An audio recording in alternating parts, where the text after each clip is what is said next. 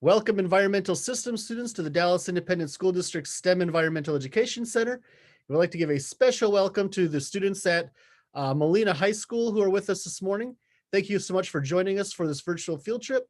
We wish you could be here in person, but we're going to try to make you feel like you're here today through some virtual experiences.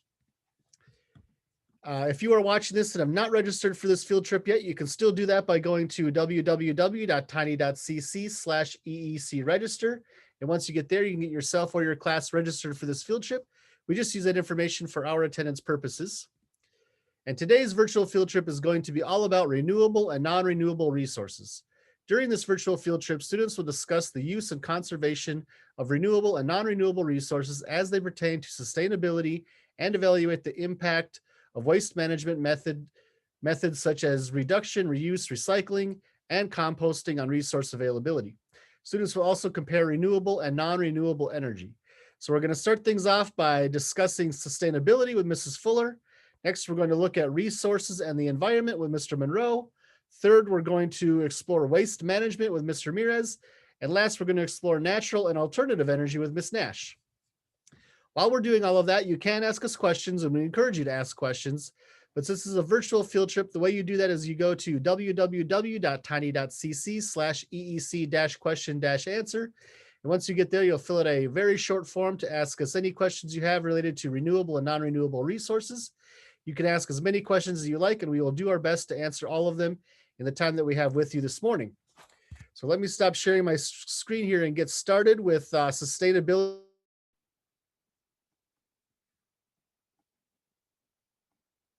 Good morning, boys and girls. We're going to be talking about sustainability in this section, which is simply the ability to exist constantly.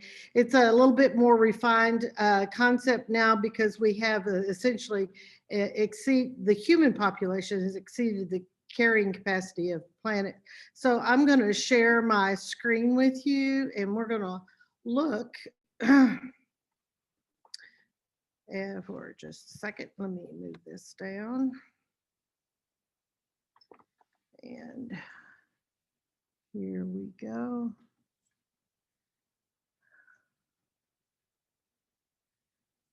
And I am going to present this to you. And sustainability is the meeting the needs of the present without compromising the ability of future generations to meet their needs.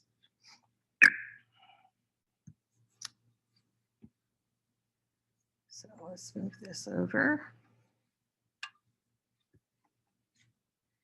It involves and affects the economy, society, and the environment. Now, the concept of sustainability, or Nachhaltigkeit in German, can be traced back to a man named Hans Karl von Carlowitz, 1600s, a long time ago when this concept came about.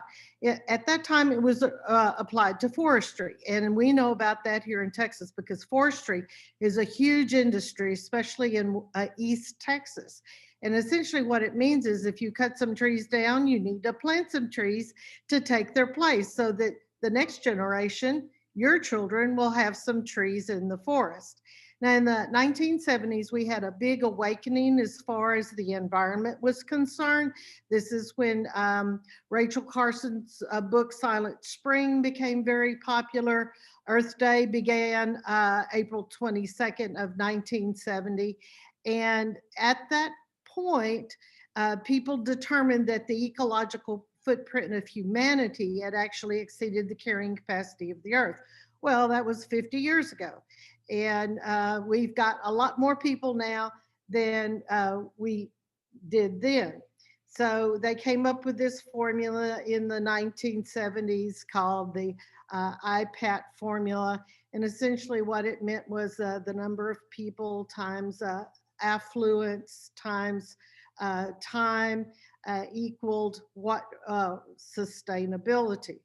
Now, we received 3 letters from the scientific community, one in 92, one in 2017, and one in 2019. The first one, these were world scientists, and not just one discipline, but many different disciplines in science. issued a warning to humanity about the coming disaster. Whoopsie, went the wrong way.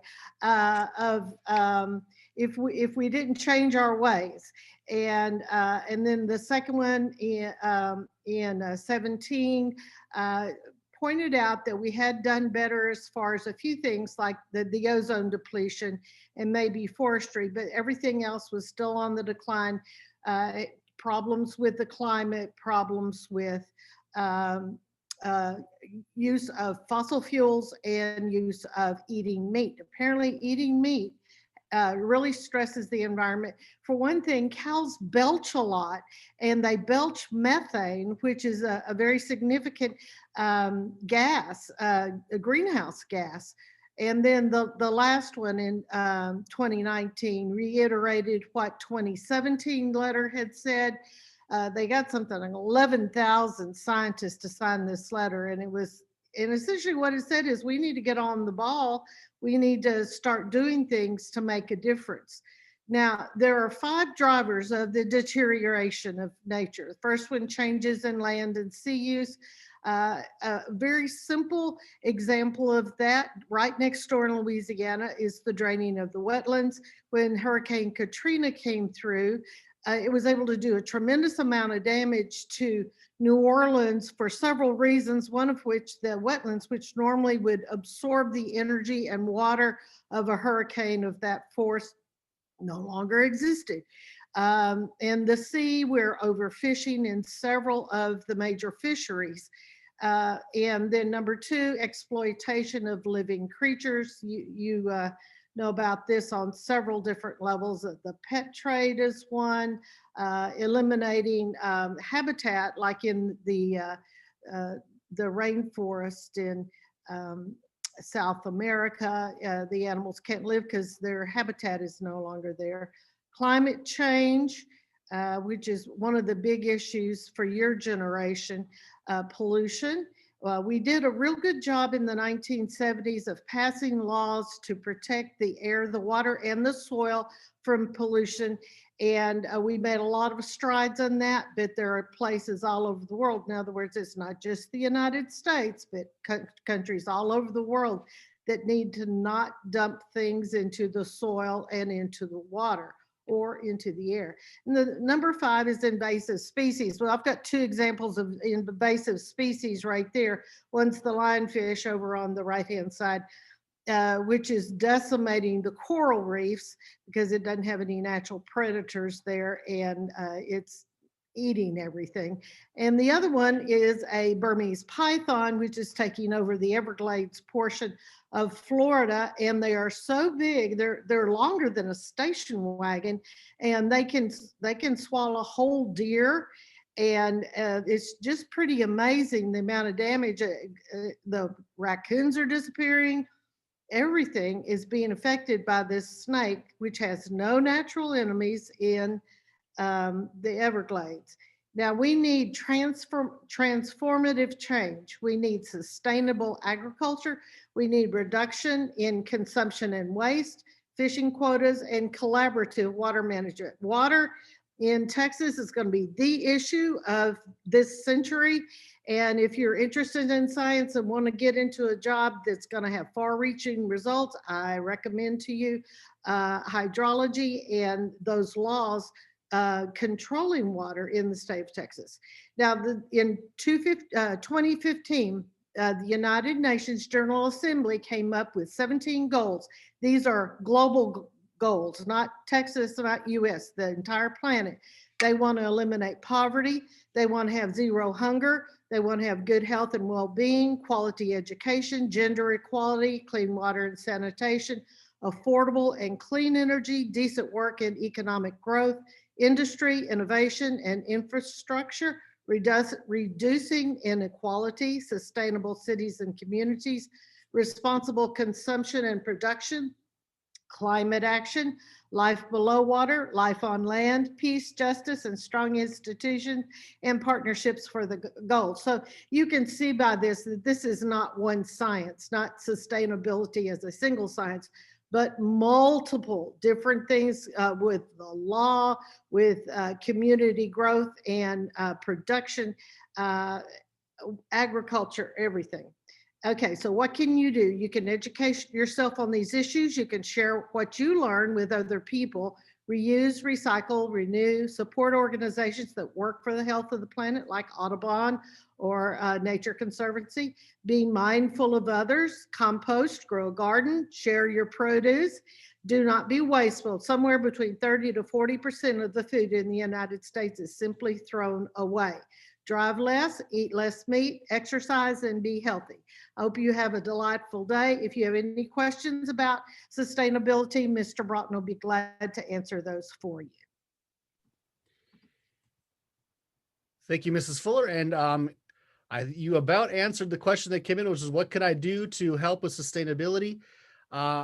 I was going to say number 6, grow a garden. Of all the things, I would encourage you to grow a garden. It's going to teach you about sustainability, but also you're going to be eating healthier and lost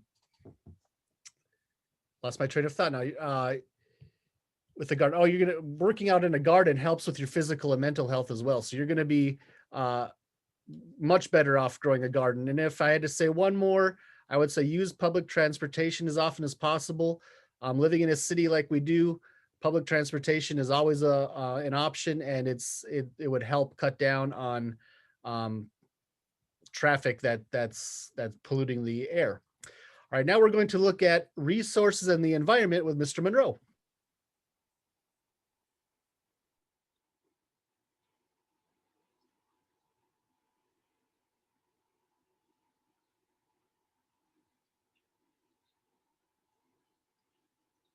Oh, good morning, students. My name is Mr. Monroe, and I'm going to be talking about resources and the environment. That's my part of the virtual field trip. Very important part. So what are resources? Well, resources are those things that are used by people, by us, and they come in different categories. There's natural resources, renewable resources, flow resources, and non-renewable resources. When we talk about natural resources, we're talking about material that is found in nature that has a usefulness or an economical value. Things such as water, minerals such as iron, wood that is in trees, oil, diamonds, the wind, coal, and even fish are considered to be natural resources that are found in nature. When we're talking about renewable resources, we're talking about a source that can, or a resource that can be replaced fairly quickly. Things such as the sun, wind, water, soil, and plants. Now, this is something we don't do a lot of focusing on, but it is flow resources. These resources can be used and replenished at the same time. These resources must be used when they occur in nature. Things such as sunlight, water, and wind.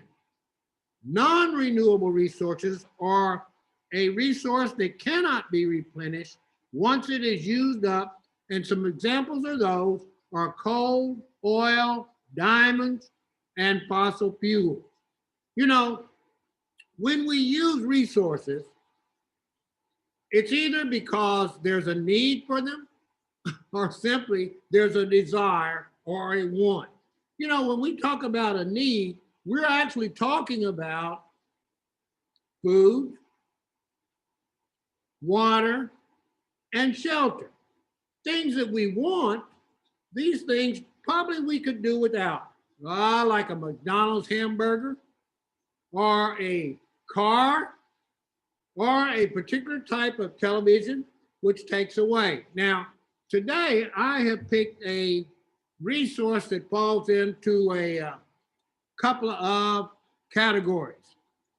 And that resource is water, just to give you an example of how water falls into what we call a renewable resource.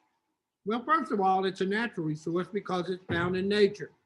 it's renewable, and it can also be a flow resource. The reason that we consider it a renewable resource is that it replenishes itself through what we call the water cycle. It also requires a little maintenance, not much, and water produces a very little waste. The disadvantages of water as a resource is that it is difficult to produce in large quantities at times. And the reliability of the supply, it depends on the weather.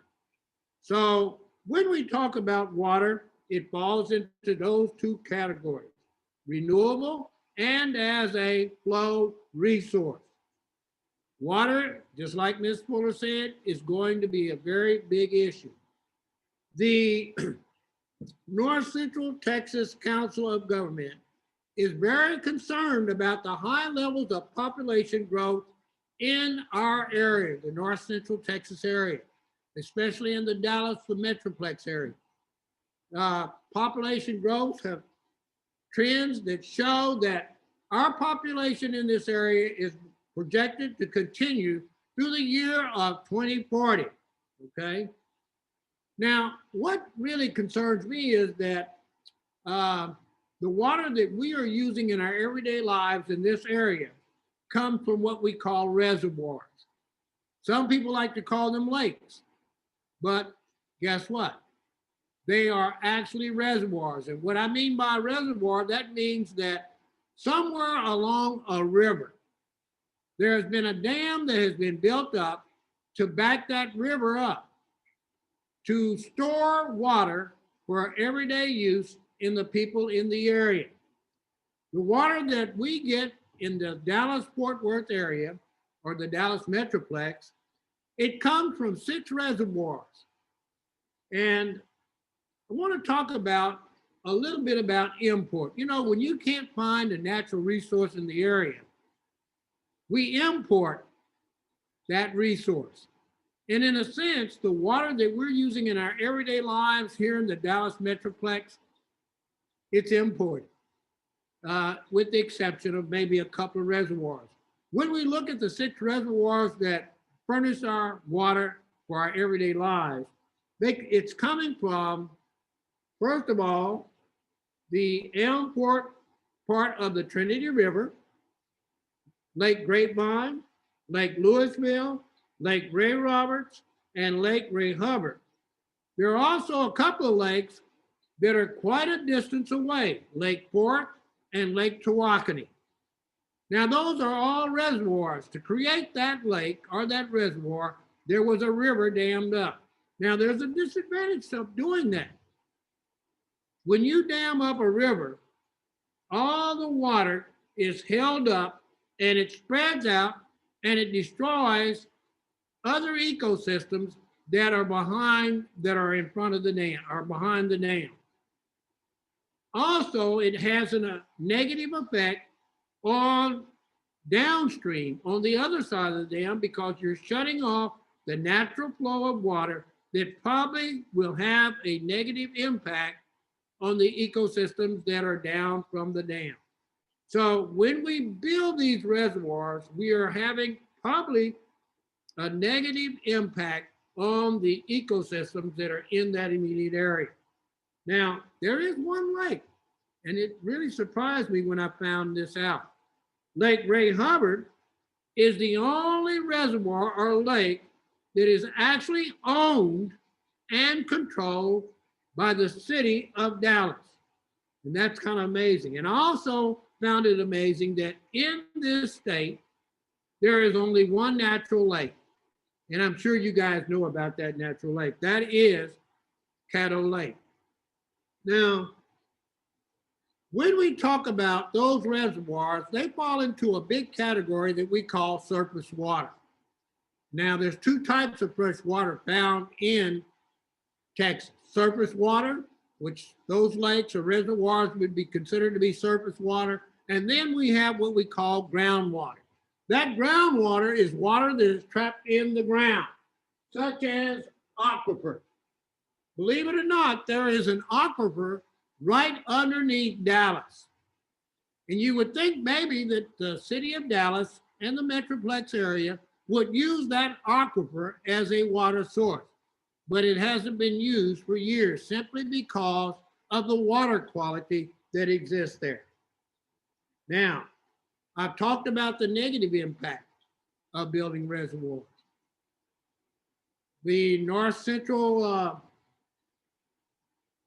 government, Texas North Central government is in the process of building reservoirs, new reservoirs, simply because there is going to be a high demand for that natural resource of water. And it may be an issue that as the coming generation, this issue may be something that you guys will have to make decisions about, and hopefully you'll be aware of the good things about it and the bad things about it so that you can make sound decisions. Now, I'm about out of time, and I'm going to give it back to Mr. Broughton. So if any of you have any questions about it, about the resources and our environment, maybe he can answer those for you. All right, Mr. Broughton. Thank you, Mr. Monroe. And the question that came in was if building reservoirs has a negative effect on wildlife, where those reservoirs are, both behind the reservoir and downstream, what can we do to help the animals that are still there? And building a reservoir is going to change the ecosystem because it creates that lake that wasn't there before, and downstream there's usually less water now that you've built that reservoir. So we're going to change the land to have water for people, but what we can do to help those the wildlife that's behind is at least not pollute the water that's there still, both behind the reservoir and downstream. So not using so much fertilizer on your lawns, because that could wash off and will wash off into waterways. Even not littering. A lot of litter gets washed into waterways and ends up in rivers and lakes and the ocean and even the Gulf of Mexico. So that would really help, just not polluting the areas where we built those reservoirs. All right, now we're going to look at waste management with Ms. Ramirez. Hello, my name is Ms. Ramirez, and in this segment, we're going to be looking at different types of waste management methods. So what I'm going to do, our first topic we're going to take a look at is how you guys can create your own Verma Compost to help reduce your waste. So I'm actually going to share my iPad screen with you guys so that we can take a little trip out to the Verma Compost. It might take me just a second to pair my iPad with the Zoom account.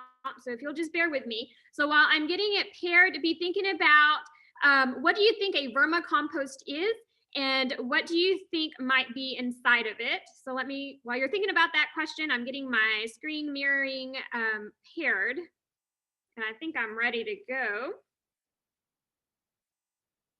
Oops, so let me get my camera going. Okay, so you should be seeing my screen. Here is our Verma Compost, and a Verma Compost is simply a worm bin. And you can see that it's just a super cheap plastic tub that you can get at any store. I drilled holes in it so that air can get inside so that our worms can breathe. And notice that it's a black box.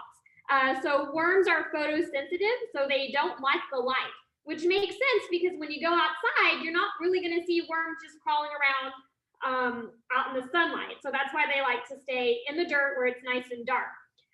So to make your own Verma Compost, you just need a plastic tub. You're just going to drill holes for breathing holes and maybe just a few holes on the bottom for drainage. I'm going to open up my lid. As you're looking inside the Verma Compost, be making some observations. What are some things that you see or some things that you might wonder about what you're seeing? And I'm just going to move some of this newspaper litter, and you can see what's underneath. So that newspaper litter is actually their bedding, and it's moistened with water so they can get moisture from it. And then inside you can already see quite a few worms and also some of the leftover stuff. I don't like tomatoes. When I get a salad, I throw the tomatoes in here. So the way the Verma Compost works is you put your food waste in here. So food that you don't eat or food that goes bad in your refrigerator, you can put it inside the Verma Compost, and these red worms and other decomposers will help to break it down and produce this nice humus, which is great for fertilizer. So it's a great way to reduce waste. Instead of just throwing it in the trash, you can make something useful out of it. And if you are a teacher in Dallas ISD, you can actually order some red worms to start your own compost bin for your classroom. And it's super easy and very low maintenance. So I'm just going to dig around some more. I'll pick up maybe one of these worms so that you guys can see them. So I recommend red worms for a Verma compost. They are more tolerant to changing temperatures. They're easier to take care of, and I've never had a problem with the red worms. These are the same. I started out with the Verma compost about 8 years ago. I put about 100 worms in there, and I've never had to replenish the bin. So they're pretty self-sustainable and reproduce really well. So as I dig further, you can see there's a whole bunch of worms in there that found some of this. Now, something interesting is right before we left for winter break, I filled this tub up with lots of leftover food. And when I came back, you can see that most of it is gone. They've already broken it down and turned it into this nice, nutritious soil and humus that we can then use for gardens to help our plants grow. So this is really a great and easy way for you guys to reduce your waste at home, just be creating your own Verma compost. So I'm gonna stop sharing my screen. We're gonna come back over here and we're gonna look at some more little pictures. So now I'm gonna share my computer screen with you guys. And we will look at some composting pictures. So the first picture, this is the picture of what that compost looked like when I left for winter break about 2 weeks ago. So you can see it was nice and full. It had a whole bunch of vegetables and stuff in there that I threw in there. And then here's just a quick little video so that you can see what's inside of it. So really any leftover fruits or veggies, you can put breads and carbs in there. You just don't want to put too much because it can get a lot of mold. I actually like to put just a little bit of bread and carbs in there because it gives students something new to look at, and some of the molds look really interesting. You don't want to put any meats or eggs or dairy products because it'll smell bad and then there's bacteria with that. But pretty much any of your fruits and veggies, your paper waste, coffee grinds, all of those can go inside your Verma compost. And it's just something super easy you can do at home with just a bucket.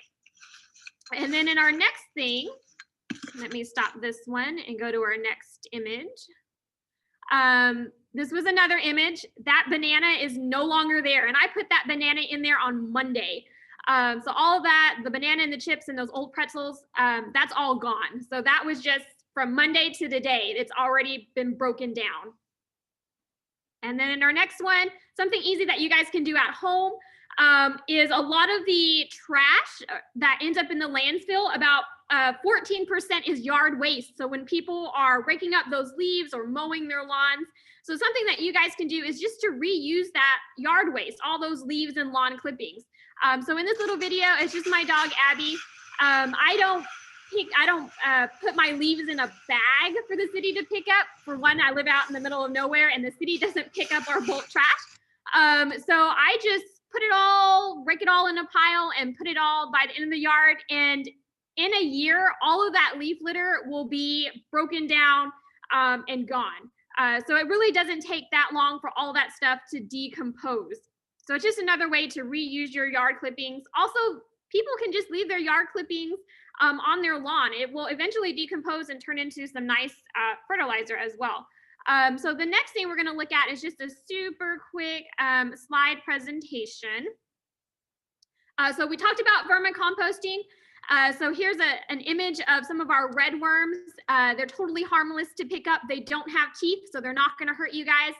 Instead, they have a special organ called a gizzard, and that gizzard is what is essentially crushing and breaking down the food that they're eating.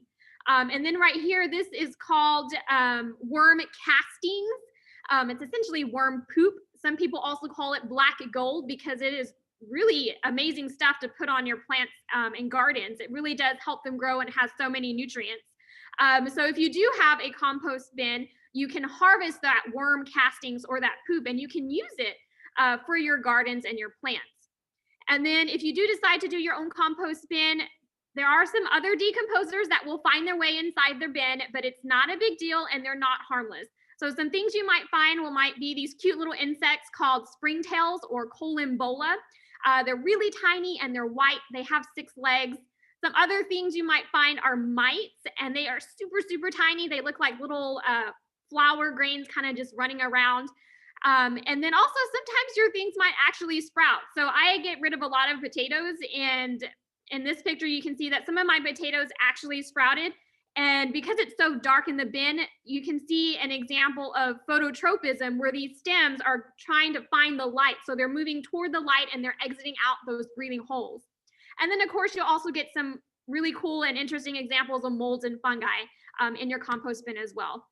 And then in this picture, you're gonna see an example of some worm, a worm cocoon with eggs inside. You'll also see some of those little springtails, those little tiny whitish gray things crawling around in the soil. And then you'll see our red worm here as well. You also might see some mites over here in this corner in the top left. They kind of look kind of like a tannish orange color in this image here. So you will see a lot of interesting things that you guys can investigate in a Verma compost. And then in our next slide is just more about waste management. So you can see from this image, this infographic here, that about 292.4 million tons of waste is generated.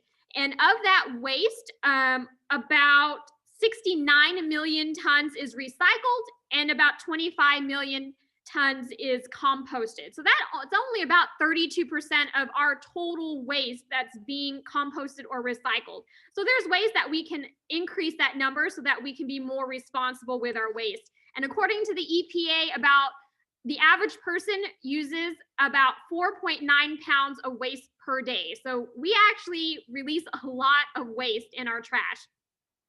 And so here's just a quick aerial view of the Dallas dump if you have not been. So the Dallas dump, so the way a dump works is trash is dumped, and it's usually thousands of tons of trash. And after it's dumped, it's covered with soil. And the landfill provides a place to store trash, but it doesn't totally disappear. So where do you think that trash will go when the landfill fills up? And then what would happen if it rained? And that rainwater infiltrated some of that, maybe someone put chemicals or things they weren't supposed to in the dump. And then we start having problems with chemicals leaching into the environment. So there are some issues with dumps. So if you ever throw away things, just make sure you read the back of any chemical bottles to make sure that you are properly disposing things. So we don't want bad things to end up in the dump where they could leach and harm our waterways and our soil. And then our next thing, I don't have time to show it to you guys, but if you have a chance, look up Sierra Blanca, Texas. It is actually the nation's largest sewage dump. So, oops, let me go back there. So in 1988, such a large swath of land to turn this color. So right here, what you're seeing in this satellite image. So from this episode on What on Earth from the Science Channel, they were investigating what this weird brown stain was on this satellite image in Texas. And it turns out that this was a sewage stain from Sierra Blanca, Texas. And in 1988, New York banned the dumping of sewage into the ocean. So New York has a lot of people. They didn't know what to do with their sewage. And so they started asking around to see who would take their sewage. Well, they found a place, and that was Sierra Blanca. So they literally trucked about, let me see, they trucked, it was a lot. So they would truck every day 45 train cars filled with 250 tons of sewage. And they would truck it from New York to Sierra Blanca, Texas. And there, the farmers would actually use this sewage sludge for fertilizer. So they were actually reusing residential and commercial human waste. Granted, it was treated, but they were actually reusing this waste for fertilizers. So that has its pros and cons that you can look up on your own, some of the pros and cons of using sewage sludge as fertilizer, but I thought that was interesting. And then for us, how this relates to us. In 1993, Dow Tile here in Seagoville, Texas, was convicted of illegally disposing 30,000 tons of lead contaminated waste in a Dallas gravel pit right near us. And to avoid jail time, they were fined like millions of dollars, and they were tasked to fund and coordinate a program that would enhance the environment and benefit the children of Dallas County. Well, behold, the EEC was chosen and was given $6 million, which was used to build the current building that we are sitting in. So that there's an interesting news article. If you look it up, the links below. It's called The Law, the Price of Polluting, and it was from D Magazine. And it tells the history of our very own environmental center and how it came to be because of illegal pollution and dumping. And then my challenge question for you guys is to identify 3 things you and or your family can do to reduce waste. So I know I like to eat out a lot, and I eat a lot of frozen foods. And I think about all that waste, all the plastic packaging and all the plastic and paper materials that go into the things I eat, which is really bad. And then number 2, why is waste management important? So why should we even be concerned about this? And I'm going to go ahead and stop sharing my screen, and then we're going to pass it back to Mr. Broughton, and he's going to answer any questions. Thank you, Mr. Thank you, Mr. Ramirez. The question that came in was, how can I get started with composting in my classroom? And I'm going to share my screen here real quick. If you go to takecareoftexas.org/hot-wire/composting-your-office. It'll take you to this article, and this is from Take Care of Texas, which is a great resource for taking care of Texas. It gives you everything you need to know about starting to compost, and your office is what the title is, but office and classroom will be the same thing. Gives you the compost basics, what to put in, what to leave out, how to pitch composting to coworkers or fellow students. In the case of a school, how to get started. You could do a bin like that, just start small and then use your compost. So it should eventually end up in a garden or flower bed or somewhere, because that's the whole point of composting is to have good soil to use. So I would start there, and that'll get you a great great way to get started with composting in the classroom. All right, now we're going to look at energy sources and alternative energy with Ms. Nash.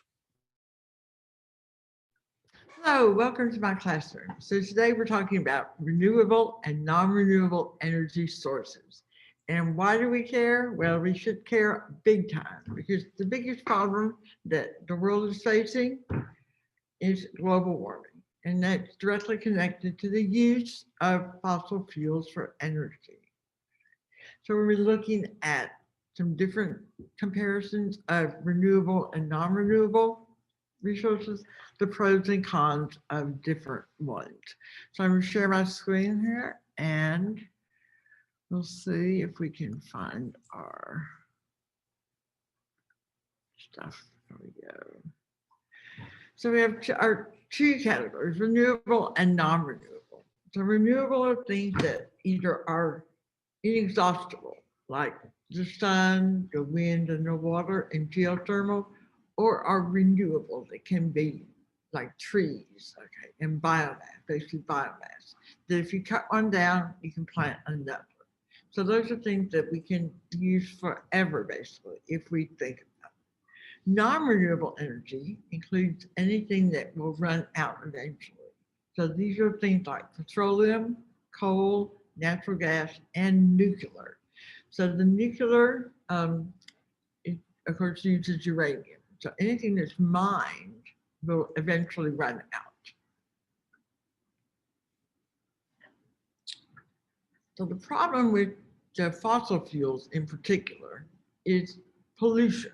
So here we use a lot of coal, very low quality coal in Texas, lignite coal, and the smoke coming out of that smokestack is full of mercury and all kinds of terrible, terrible things. Our air quality is really bad here in Dallas. We all know that. High rates of asthma. The oil rigs out in the Gulf of Mexico leak oil. They can explode, burn, cause massive damage. Those wind turbines they do have a few problems. I mean, they can kill birds, they take up land. Solar also at the bottom there on the left, the solar farm, it uses a lot of land, but actually in Germany and other places, they're using the land underneath for other purposes. So you can figure out how to do that. So in the US, in 2019, petroleum 37%, natural gas 32%, nuclear 3%, coal 11%. Renewable energy only accounted for 11% of our energy use in the country. And this is shocking. So a tiny bit is geothermal, 9 solar, 22 hydroelectric, those are big dams. In Texas, we really can't do that because we don't have enough water. This is used like in the Northwest coast, or they've got lots of water. Wind, we've got lots of wind in Texas. We're one of the big producers of wind energy. Biomass, which includes biofuels and wood. And again, those are things that are grown. Now the problem with biomass is a tree is theoretically carbon neutral, meaning it sequestered carbon while it was growing. And then when you cut it down and burn it, you release that same amount of carbon. So in the short term, that might create a problem. Long term, if you're replanting and more carbon is being sequestered, you're coming out even. But again, a big use of wood and other biofuels can cause problems because as you burn it, you do release carbon. So here in Texas, we got the oil industry, okay, big time, big important industry in our state, but lots and lots of problems. Oil spills, okay, that one on land up there in the top right, in oceans, in the water, birds get oiled. And also we can drive around in our ridiculous giant vehicles and do all the other things we think we need to do, like air condition to minus 60 degrees in our homes, heat them, overheat them in the winter, use TVs and radios and everything constantly, using lots and lots of electricity, a lot of which comes from petroleum fuel, fossil fuel. So nuclear, and I've had this argument with my brother-in-law, the nuclear scientist, the space scientist actually, but there's a nuclear energy is theoretically, possibly a solution to climate change because it does not create CO2. However, there's some big problems.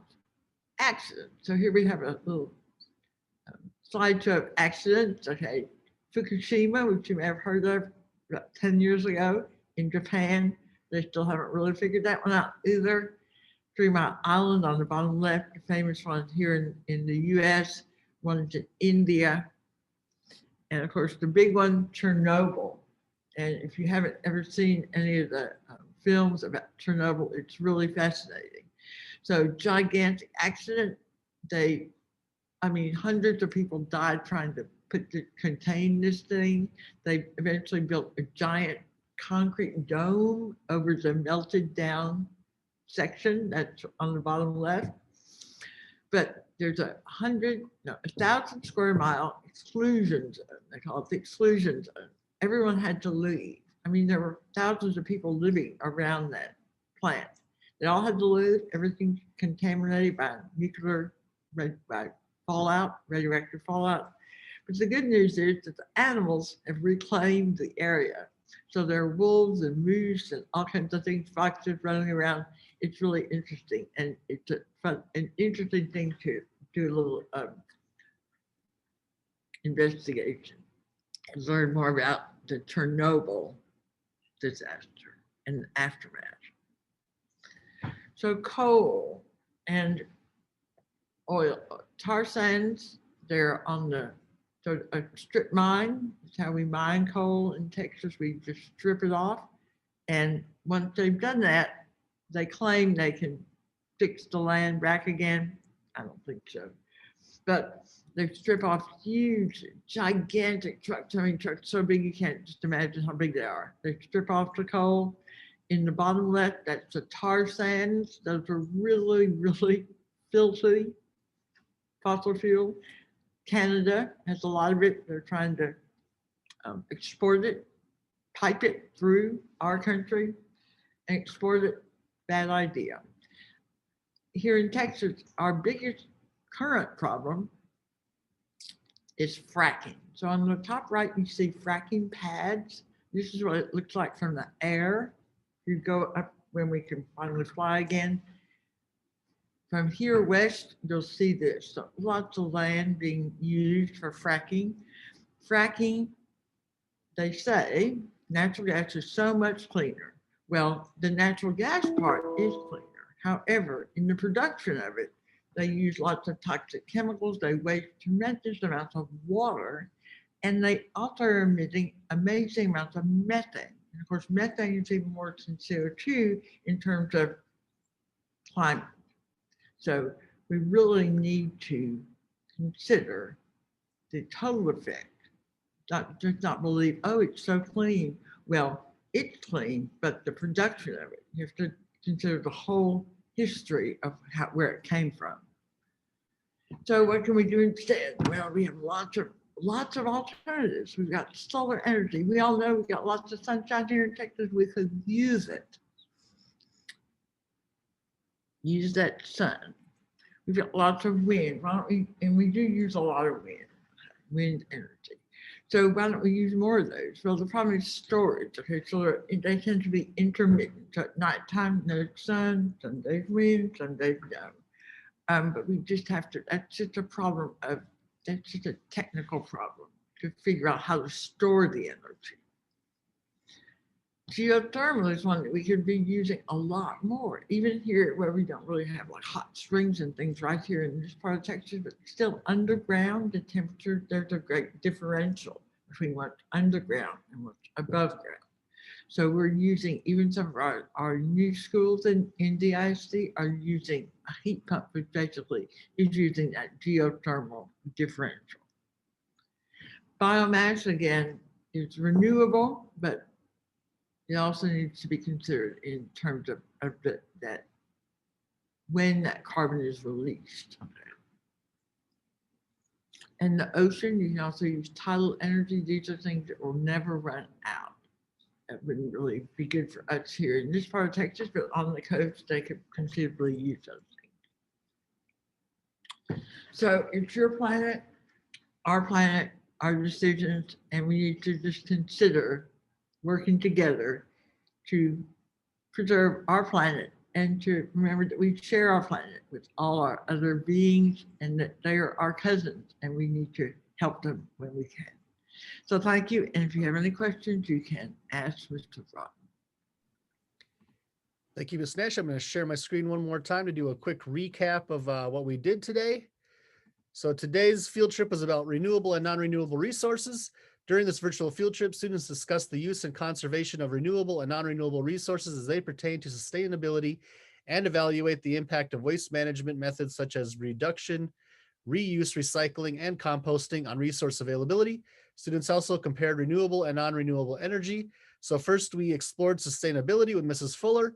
Next, we looked at resources and the environment with Mr. Monroe. Third, we explored waste management with Mr. Ramirez. And last, we saw natural and alternative energy sources with Ms. Nash. Thank you so much for joining us this morning. We appreciate you taking the time to learn about renewable and non-renewable resources with us. I would like to know what you think about this virtual field trip, and you can let us know by going to www.tiny.cc/EEC feedback and filling out a short feedback form for us. We hope to see you again during the next virtual field trip for environmental systems students. Have a great rest of your day, and we'll see you next time. Goodbye.